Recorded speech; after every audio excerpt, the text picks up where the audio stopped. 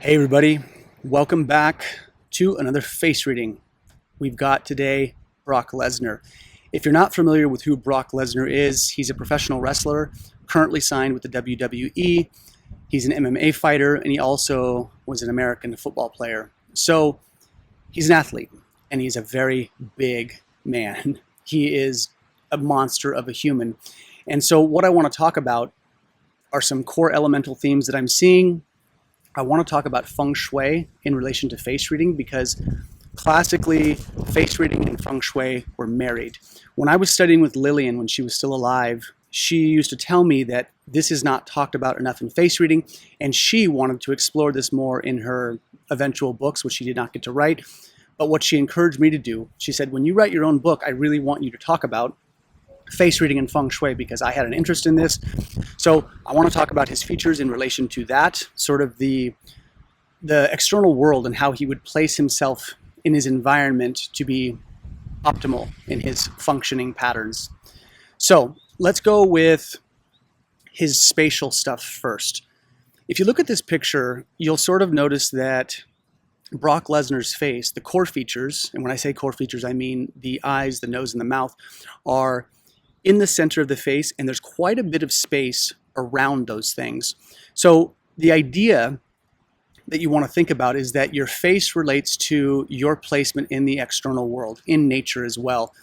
So when we see this, which is not typical, where we see a lot of space around the core features, this is symbolic for space around the person, meaning if I were to take a stab, I would say the optimal geographical orientation for Brock Lesnar would be a property where he has a lot of acreage, where he is a bit isolated from the people around him.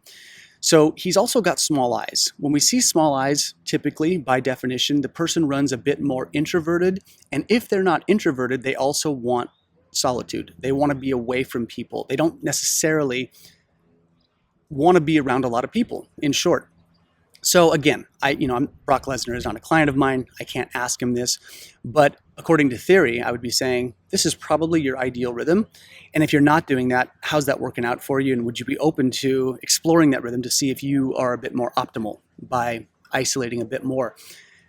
The thing to remember about face reading is don't judge features. Think we're all built differently. We're supposed to do different things and we're supposed to operate differently. That's humanity. That's the way this is.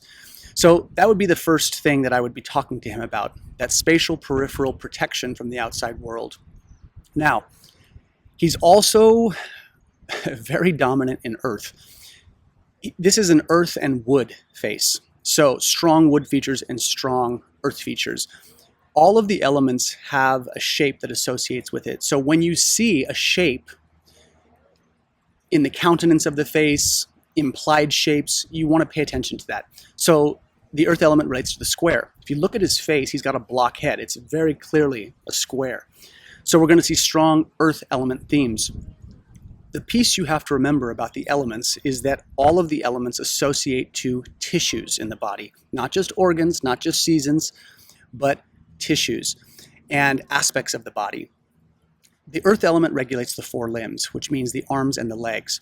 And when we see a strong earth face, typically what this points to is a person that can build muscle easily. They're going to have a thick frame. So if you look at this picture, good God, you could pick a better fight in a bar, right? Don't piss this man off. He's huge. Now, mind you, yes, I'm pretty confident Brock Lesnar is taking performance-enhancing drugs given his line of work. So yes, he's enhanced. However, if you look at his pictures in his younger days, he's still a very big, thick man. And so when you see big, thick earth features, this means big, thick musculature.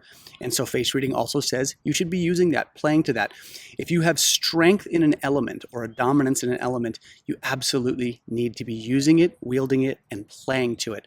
So pretty sure Brock Lesnar is not into face reading. Who knows? Maybe he is. But he's also living out the features that he carries, given his athletic pursuits. So that's good, right? That's in terms of facial features and life congruency and life terrain congruency. These are favorable things that I'm seeing that I would say, good job, keep doing that. Now, he's also very dominant in wood. Wood is seen in the jawline, the brow bone, and the eyebrows. Now, mind you, he has light eyebrows, but if you were to make these eyebrows black, you would see how thick and strong they are with a very strong jaw. The wood element in terms of tissues relates to the ligaments and the tendons. It relates to strength training, vigor, explosivity, right? Being like explosive and dynamic in your movement. Very important. Again, he's using these things, giving his athletic background. So again, congruency, I like to see that. And the other thing is, I want to touch on this. So if you look at this picture, because he's a wrestler, you'll see his ear is pretty mangled. This is called cauliflower ear. What happens with wrestlers and whatnot is that when they are wrestling, their ear will get folded sometimes, blood vessels will break, fluid, broken blood vessels will fill into the ear, and then what happens is that blood, because it has nowhere to go, because there's not a ton of vasculature in that cartilage tissue, is that it will basically congeal and harden, and you get what they call cauliflower ear. This is why they say, if you see a guy with cauliflower ears, you're like, again, you could pick a better fight. Chances are they're a wrestler or a jiu-jitsu guy, and this is where it usually happens. The reason I want to talk about this in relation to face reading is that the ears are attached to the skull, and yes, they're a part of the quote-unquote face to a degree, right? The head unit up here. The ear is a microsystem for the kidneys. It's the external representation of the kidneys. So when I'm seeing cauliflower ear, this is less than ideal in terms of the microsystems, okay? So the face is a microsystem for the body, the ears are a microsystem for the body, as are the hands and the feet. Scar tissue in general is not favorable in acupuncture theory because scar tissue is not as conductive as regular skin tissue. When there is scar tissue, the chi in the body, the bioelectricity, has to kind of work its way around these things, and it's not favorable. It can kind of like slow things down and create stagnation. So just as a quick side note, because of my background in martial arts, I studied with an organization called the North American Tang Shu Dao Association for 5 years, and they were a very classical approach to martial arts and medicine. Their belief was, if you're training martial arts, you're only half of a martial artist if you don't know how to do medicine. If you don't know how to repair the body and fix it, you're half.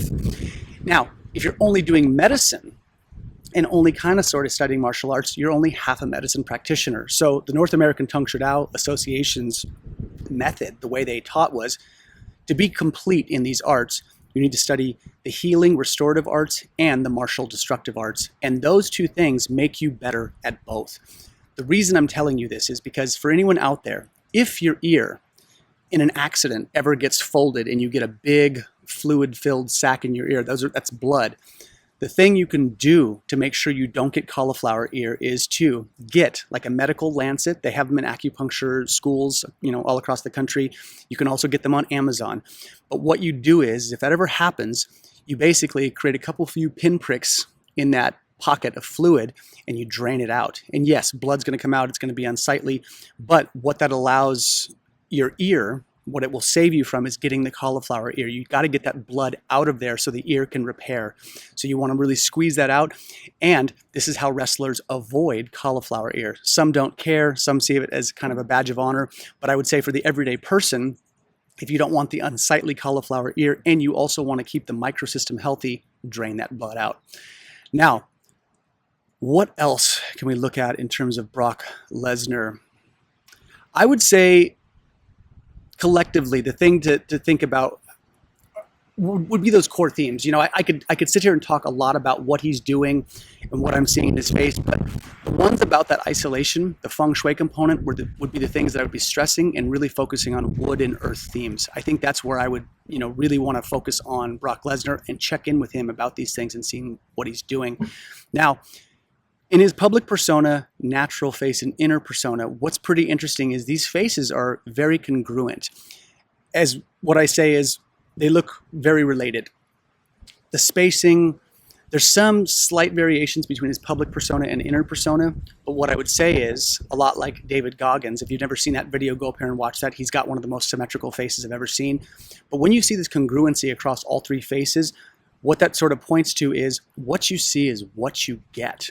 And that's good, right? Who you are on stage and who you are off stage is a good thing. It sort of breeds a natural authenticity.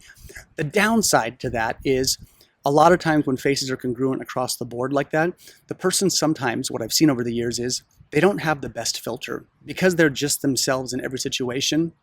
They don't mind being blunt, direct, and like again, what I said is what you see is what you get, but they have to work on learning how to filter. When everything is the same across the board, it's like, yeah, they can be that abrasive person if they're not careful. And sometimes that plays to their favor, him being a wrestler and being, you know, the bravado, macho thing. That's cool. That's great. But something to think about if your face is congruent across all three of these. If your public persona, natural face, and inner persona are very similar, just realize that's one of the shadows that you're going to want to integrate and focus on. So with all that being said, that's what I've got for Brock Lesnar today. If you have questions about any of this, please put them down below and I'll do my best to answer them. And as always, thanks for your time. Take care.